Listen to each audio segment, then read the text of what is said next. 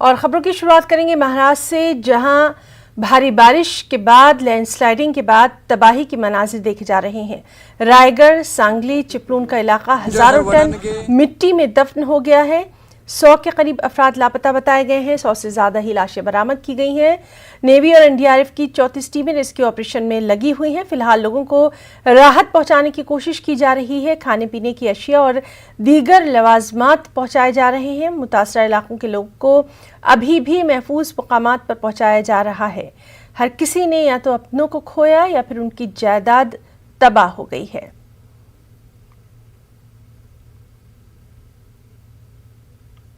पानी पहले जो बाढ़ आई तो 2005 साल से भी थोड़ा 1 फीट कम था उसका लेवल उसी दिन हाँ, इसलिए वो पानी शाम 5 बजे नीचे भी गया, मतलब घर से बाहर निकल गया। तो सब ने अपना घर साफ़ किया था, लेकिन रात में वापस जो आया बाढ़ वो पहले से 3 गुना ज़्यादा था। तो पूरा ग्राउंड फ्लोर पानी के नीचे गया।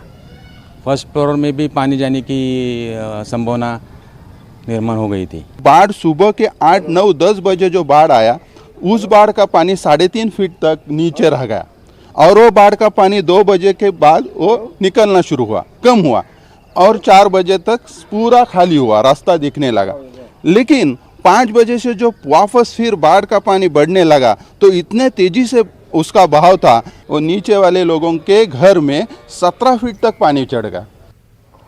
महाराष्ट्र में सैलाब से बड़े पैमाने पर तबाही हुई है। एनडीआरएफ की टीमें राहत और बचाव के कामों में मसरूफ है। एनडीआरएफ के डीजी एसएन प्रधान ने ये बात कही। उन्होंने कहा कि कई इलाकों में पानी भरा हुआ है, जिसकी वजह से राहत कार्य के कामों में दिक्कतें पेश आ रही हैं।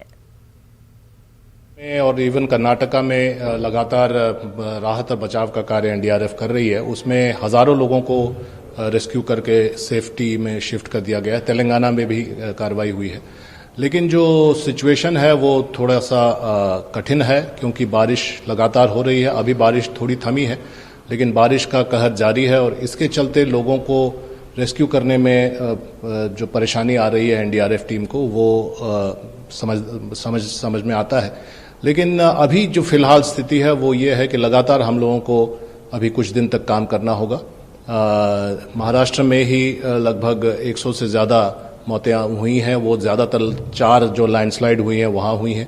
3 तो सतारा में हुई और 1 महड में हुई है। और इस तरह से लैंडस्लाइड का जो टोल है वो सबसे ज़्यादा है। लेकिन बाढ़ और अतिवृष्टि की स्थिति बनी हुई है और वाटर लॉगिंग की स्थिति बनी हुई। इसके चलते हम लोगों को कार्रवाई लगातार जारी रखने की जरूरत होगी। महाराष्ट्र में सैलाब से बड़े पैमाने पर तबाही हुई है। महाराष्ट्र के साबिक उजियाला देवेंद्र फडणवीस और बीजेपी के सीनियर लीडर नारायण राणे ने आज सैलाब से मुतासरा रायगढ़ का दौरा किया। नारायण राणे ने इस मौके पर कहा कि मरकज की जानिब से मुतासरीन को हर मुमकिन मदद फराहम की जाएगी। हमारे पंतप्रधान मोदी साहब ने उन्होंने कहा जाइए देखिए, और वहाँ के लोगों की कुछ समस्या होगी तो मेरे पास आप उसका रिपोर्ट दीजिए। मैं आया, देखा कि ये जो पूरी तरह से लोगों के घर थे वो सब ज़मीन में गाड़े गए, ज़मीन में गए हैं, लोग भी गए। तो ये सब निकालने का काम चालू। अभी खाली 44 ये बॉडीज़ मिली है और भी उतने ही मिलना बाकी है। यहाँ से 2 किलोमीटर तक एक बॉडी मिली है, ऐसा वो पुलिस लोग ने कहा। तो ये जांच शुरू है और दूसरे साइड से इनका रिहेबिलिटेशन करने का काम वो भी सरकार की तरफ से, कलेक्टर की तरफ से शुरू है। तो काम तो शुरू है, उसमें दिक्कत कुछ नहीं होगी। हमारा पूरी तरह से हमारे देवेंद्र फडणवीस, मैं, हम और हमारे दरेकर साहब, हम लोग ध्यान दे रहे हैं।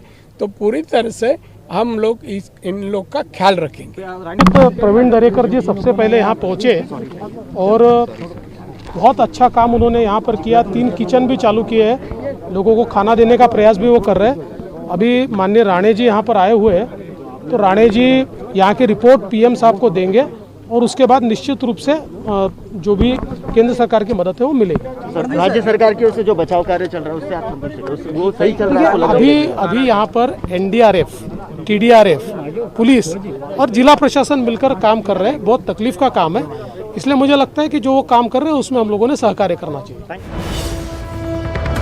और टोक्यो ओलंपिक से एक और अहम खबर, खुशी की खबर हिंदुस्तान के लिए। टोक्यो ओलंपिक्स खवातीन का फ्लाईवेट मुकाबला, मैरी कॉम ने जीत से अपने सफर का शानदार आगाज कर दिया है। मैरी कॉम ने डोमिनिका की खिलाड़ी मिगुएलिना हर्नांडिस गार्सिया को हराया है। आपको बताएं कि मैरी कॉम ने इन्हें 4-1 से हराया है। तो इस वक्त की बेहद अहम खबर, टोक्यो ओलंपिक्स खवातीन का फ्लाईवेट मुकाबला, मैरी कॉम ने शानदार जीत से अपने सफर का आगाज किया।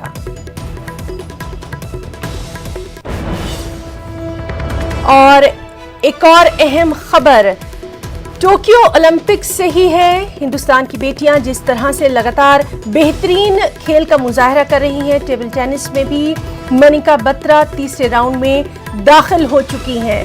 लगातार हम आपको बता रहे हैं कि टोक्यो ओलंपिक से बेहद अच्छी खबर, बड़ी खबर, टेबल टेनिस मुकाबले में भी बेहतर कारकर्दगी, मनिका बत्रा तीसरे राउंड में दाखिल हो चुकी है।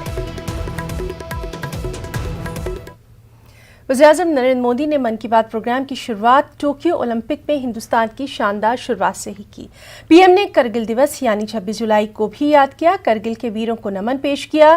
15 अगस्त को आज़ादी के 75 साल को भी याद किया, अमृत महोत्सव का जिक्र किया, साथ ही साथ वोकल फॉर लोकल का भी उन्होंने जिक्र किया और खादी के ज़्यादा से ज़्यादा इस्तेमाल पर भी पीएम ने जोर दिया।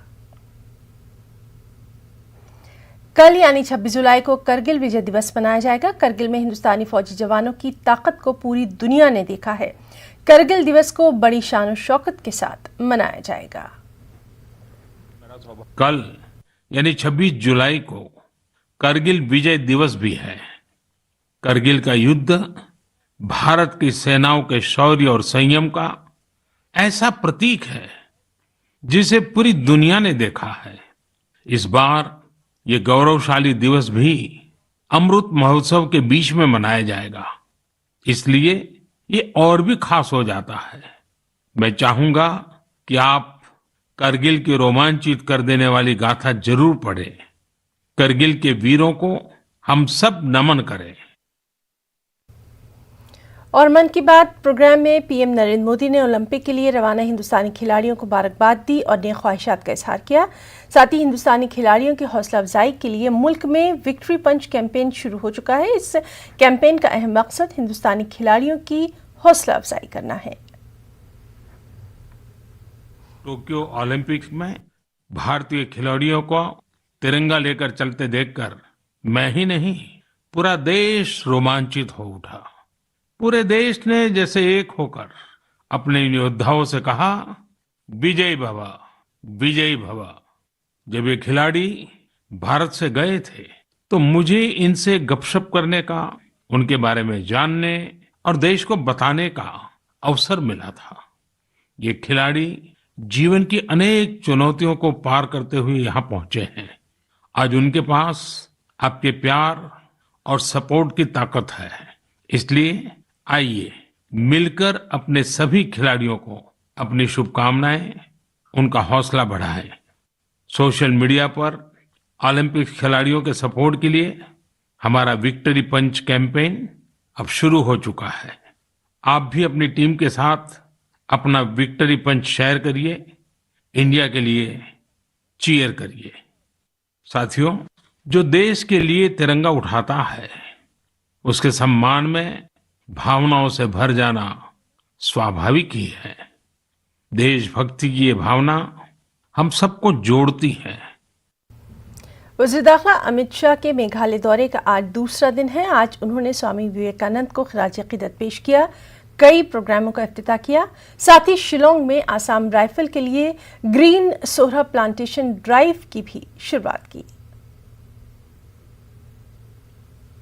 तब पढ़ाया जाता था कि देश में सबसे ज्यादा वर्षा चेरापूंजी में होती है और 25-30 साल के अंदर ही वो हमारा हरात भरा चेरापूंजी आज अपना वो स्टेटस गवा बैठा। इस राज्य का नाम ही मेघालय है। मेघालय के बीच में रहने वाला राज्य, और अगर इस राज्य में ही बारिश की कमी होती है तो कितना बड़ा संकट का कारण है। मेघालय सरकार, भारत सरकार सभी साथ मिलकर हमने एक संकल्प लिया है कि चेरापूंजी को फिर से हरा भरा बनाना, और आने वाले 10-15 सालों में एक ऐसी स्थिति का निर्माण करना कि फिर से पूरे भारत में सबसे ज्यादा बारिश अगर कहीं आती है तो यही हमारे चेरापूंजी के अंदर आए, इस प्रकार का वातावरण। अमेज़न प्राइम मेंबर्स पाइए खुशी। टॉप ब्रांड्स के जरिए 300 से भी ज्यादा नए प्रोडक्ट्स के लॉन्च को खरीदने का मौका, साथ ही मिलेंगे जबरदस्त डील। देखिए एक झलक। Amazon Prime Day है 26 और 27 जुलाई। पाइए खुशी टॉप ब्रांड्स द्वारा 300 से भी ज्यादा नए प्रोडक्ट्स के लॉन्चेस को खरीदने की, साथ ही मिलेंगे जबरदस्त डील्स OnePlus, Samsung, Xiaomi जैसे टॉप स्मार्टफोन ब्रांड्स पे और HP, बोट और इंटेल के लेटेस्ट लैपटॉप और हेडफोन्स पर। आपके घर और किचन को अपग्रेड करने के लिए ढेर सारे ऑफर्स मिलेंगे IFB, Whirlpool, LG और Redmi के लेटेस्ट टीवी, वॉशिंग मशीन और फ्रिजेस पे, और प्रेस्टीज, एक्वागार्ड, विप्रो, बजाज और यूरेका फोर्ब्स के किचन प्रोडक्ट्स पे। टॉप फैशन और ब्यूटी ब्रांड्स जैसे कि Adidas, FC UK, max, Woodland, MyGlamm और मामा अर्थ पे आकर्षक डील्स के साथ मिलेगा मौका। Nescafe, Surf Excel, Dabur, Baidyanath, Cadbury और हिमालय जैसे जरूरती प्रोडक्ट्स पे चल रहे हैं बेहतरीन ऑफर्स। तो इंतजार किस बात का, आज ही शॉप करिए। इस प्राइम डे डिस्कवर जॉय 26 से 27 जुलाई तक। Join prime. क्या सैनिटाइजर नुकसानदेह हैं? क्या टीके आपके DNA को मुतासिर करते हैं?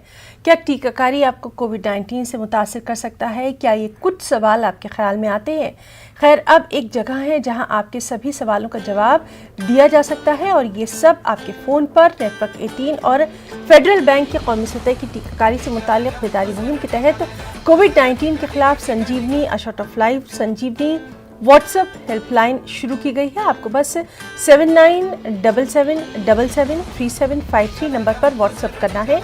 आपको उसी वक्त आपके सवाल का जवाब मिल जाएगा। जानकारी जिसे जांच और क्रॉस चेक किया गया है। तो आगे बढ़ें, कोविड-19 पर अपने सवालों को व्हाट्सएप करें और अपनी ज़रूरत की सभी जानकारी हासिल करें। नंबर एक बार फिर देख लीजिए, 7977773753। इस न्यूज हेडलाइंस के प्रायोजक पेट सफा आयुर्वेदिक जून। पेट सफा, हर रोग दफा।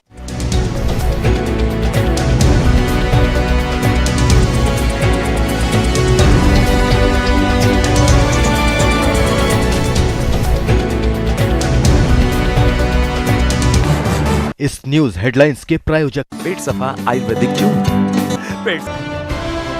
इस न्यूज हेडलाइंस के प्रायोजक पेट सफा आयुर्वेदिक जून। पेट सफा, हर रोग दफा।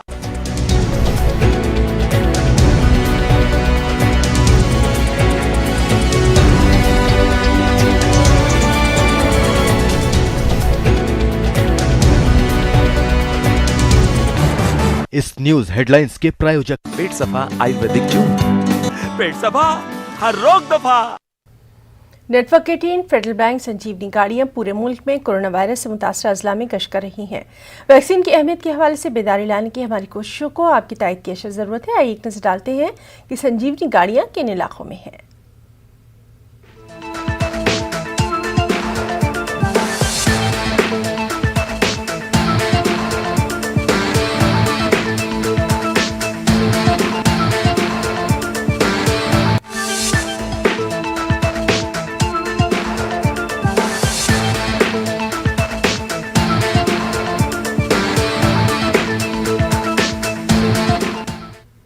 आंध्र प्रदेश के ओंगोल आज़ाद नगर में वक्फ बोर्ड के तहत आशूर खाने की ज़मीन पर पहले से मौजूद मस्जिद के करीब तामीर की गई दूसरी मस्जिद को शहीद कर दिया गया है। मकामी अफराद ने शहीद की गई मस्जिद को दोबारा तामीर करने की नायब वज़ीर आला अमजद बाशा, सेक्रेटरी महकमा अक़लियती बहबूद इम्तियाज़ अहमद और वक्फ बोर्ड से अपील की है। शहीद कर दिए। मस्जिद को शहीद करने के बाद हमें पुलिस को सहारा लेना पड़ा। पुलिस को सहारा के बाद उन्होंने ना जो रुका देने के बाद अब मस्जिद बन लेने के वास्ते हमें हर एक कोशिश भी करते हैं। गोल आजाद नगर में पीरला चावड़ी जो आशुर खाने की जमीन है, 14 एकड़ 25 सेंट जमीन, वहां एक जमात को परमिशन देकर एक मस्जिद की तामीर के लिए ऑलरेडी परमिशन दे दिया गया। वहां पर मस्जिद है। आबादी ज्यादा होने की वजह से दूल्हे वालों ने एक मस्जिद तामीर करके नमाज पंजगाना नमाज पढ़ रहे थे। मुसलमान होते हुए मस्जिद की नमाज पढ़ने वाले मस्जिद को गिराए तो इससे गलत असर बढ़ेगा। इसलिए जनाब अमजद बादशाह साहब से और प्रिंसिपल सेक्रेटरी साहब से व बोर्ड के आंध्र प्रदेश के सीईओ साहब से गुजारिश करते हैं कि फौरन जल्द से जल्द इनको मस्जिद बनने की परमिशन दी जाए और वो आशुर खाने की जमीन है, उस जमीन की हिफाजत करें। आंध्र प्रदेश के नायब वज़ीर-ए-आला अमजद बादशाह ने कड़पा बल्दिया कॉरपोरेशन का जायजा इजलास मुनक़्क़िद किया। इस इजलास में 9 मुंतखब कॉरपोरेटर्स, हाउसिंग सोसाइटी और बल्दी हुकाम ने शिरकत की। उन्होंने हाउसिंग सोसाइटी, जनरल फंड्स और नए JCB के मुतालिक तफसीली मालूमात हासिल की। इस इजलास में अरकान असेंबली पार्लियामेंट भी मौजूद रहे। करनूल में स्पेशल सेक्रेटरी बराए अक़लियती बहबूद government of Andhra Pradesh AMD Imtiaz Ahmed की तसनीफ covid musing of a district collector की रस्मी रुनवाई अंजाम दी गई। इम्तियाज़ अहमद ने इस मौके पर कहा कि इस किताब में कोविड के दौरान दरपेश मसाइल और दीगर अहम उमूर पर तफसीली जायजा लिया गया है। इस मौके पर करनूल की अहम शख्सियात मौजूद रहीं। लास्ट ईयर कोविड के आने पर मेरे जितने भी एक्सपीरियंसेस थे कोविड मैनेजमेंट करने में एज ए कलेक्टर, और उसी तरह कोविड से रिलेटेड जितने भी घर में या हमारे दोस्तों में, हमारे रिश्तेदारों में जितना इफ़ेक्ट हुआ, चीज़ों को पूरे मैंने एक किताब के ज़रिए जाहिर किया है। कोरोना के खौफ से, कोरोना के डर से ख़ानदान ने ख़ुद को तकरीबन 15 महीने तक घर में ही बंद कर लिया, कैद कर लिया। ये वाक़या आंध्र प्रदेश के मशरक़ी गोदावरी ज़िले के कोडाली गांव में पेश आया। गांव के सरपंच C गुरुनाथ ने बताया कि 3 लोगों ने खुद को अपने मकान में महदूद कर लिया। उनके एक पड़ोसी की कोविड से मौत हो गई थी। इसी के बाद से इन तमाम लोगों ने खुद को अपने मकान में ही महदूद कर लिया। गांव का एक वॉलंटियर सरकारी स्कीम के तहत इनको मकान का प्लॉट अलॉट करने, इनकी उंगलियों के निशान हासिल करने के लिए पहुंचा। इस वॉलंटियर ने इस बात की शिकायत गांव के सरपंच और दूसरे लोगों से की। इस मामले की इत्तला पुलिस तक को दी गई। बाद में पुलिस ने वहां पहुंचकर इस खानदान को बचाया। सरपंच गुरुनाथ ने कहा कि उन्होंने अंदर से मकान को ताला बंद कर लिया था। उनकी सेहत ठीक नहीं है, इन्हें अस्पताल मुंतकिल किया गया है।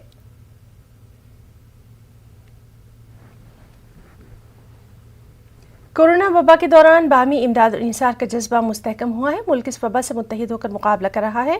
टीकाकारी के ऐलान के बाद हम बेहतर ताउन करें जिससे हम कोरोना को मात देने की जानिब कदम बढ़ा सकें। नेटवर्क 18 इस मुहिम में हर कदम पर आपके साथ रहेगा। जब तक सभी महफूज रहीं तब तक कोई महफूज नहीं होगा। इसी सोच की बुनियाद पर हमारी मुहिम संजीवनी का मकसद यकीनी बनाना है कि वैक्सीन पाना सभी हिंदुस्तानियों का हक है।